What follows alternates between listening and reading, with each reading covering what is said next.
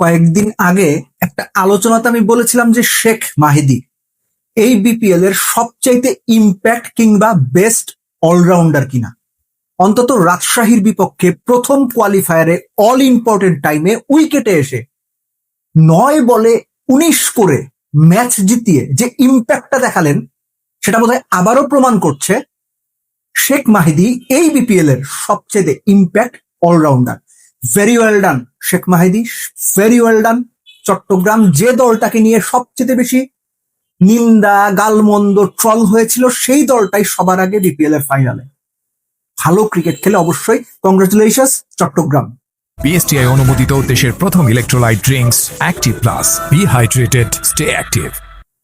ম্যাচটা যারা দেখেছেন তারা তো মিরপুরের উইকেটের চরিত্র বুঝেই গেছেন।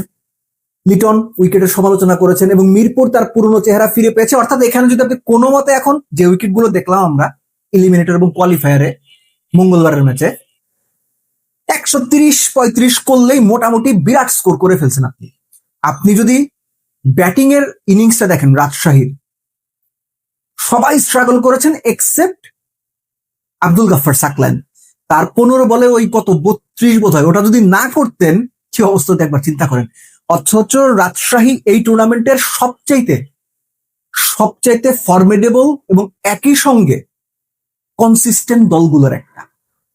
তামিম রান পেয়েছেন, কিন্তু তারপর যদি আপনি দেখেন শান্ত, মুশফিক বা আদার প্লেয়ার্স উইকেটের কারণেই হোক, রং শট সিলেকশনের কারণেই হোক, চাপের কারণেই হোক রান পাননি। এর জন্যই বললাম যে ওই 32-15 বলে যদি সাকলাইন না করতেন আরো কেলেঙ্কারি হইতে পারতো। ইন্টারেস্টিং পার্টটা হচ্ছে চট্টগ্রাম 7 বোলার ব্যবহার করেছে, 7 জন উইকেট পাইছে।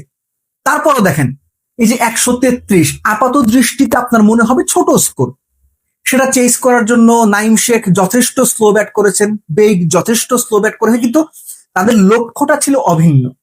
লক্ষ্যটা ছিল যে আস্তে আস্তে খেলে, কেন উইকেট ব্যাট করার জন্য অতটা ভালো ছিল না।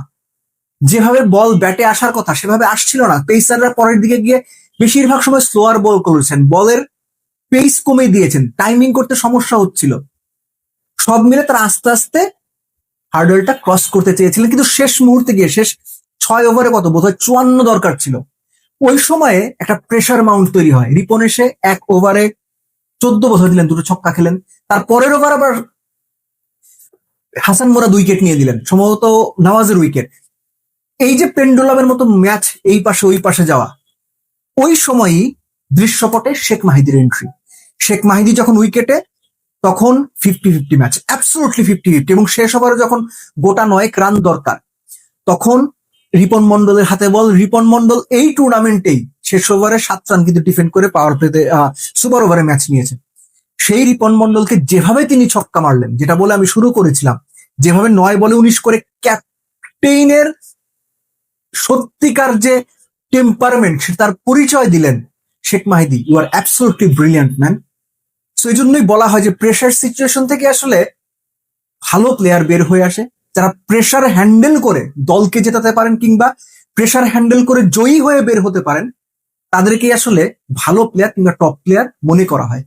শেখ মাহিদি কি you have done really well. Then again এই শেখ মাহিদি ম্যাচ জেতানোর ফলে যেটা হলো, শান্ত এবং বিরাজ দুজনের আবার মুখোমুখি হওয়ার আরেকটা সুযোগ তৈরি হলো। বাংলাদেশের টেস্ট এবং ওয়ানডে ক্যাপ্টেন দুই বন্ধু, তাদের দুজনের জন্যই তো শুভকামনা জানানো যায় না। যিনি জিতবেন তার জন্য শুভকামনা, কিন্তু প্রথম শুভকামনাটা চট্টগ্রাম এবং শেখ মাহিদির জন্য।